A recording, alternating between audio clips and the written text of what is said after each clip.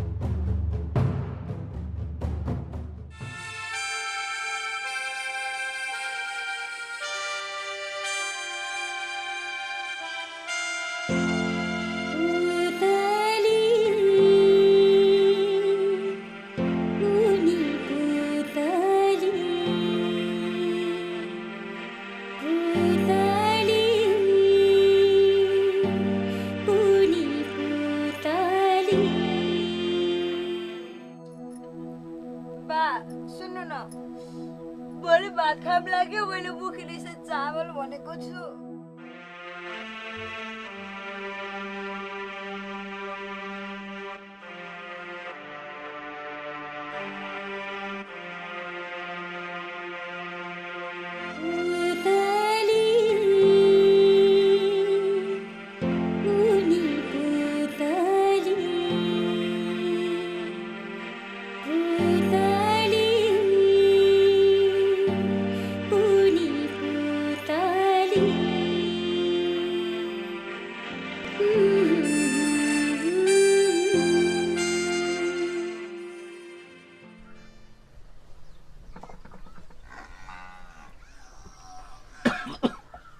ल र गाइड यहाँ कराएर अनि कता गयो यस्तो स्याहार सुसार गर्ने मान्छेहरू नि।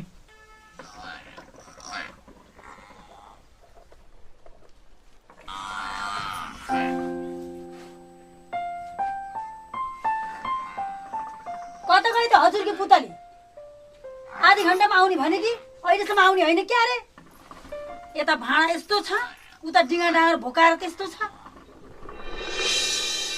आउली नि आउली नातिन, उसको पनि सानो बच्चा छ, बुढो ससुरो छ, पकाएर खुवाएर घरधन्दा भ्याएर आउली नि। जाबो भाँडा त आफै माझिने भइगयो नि।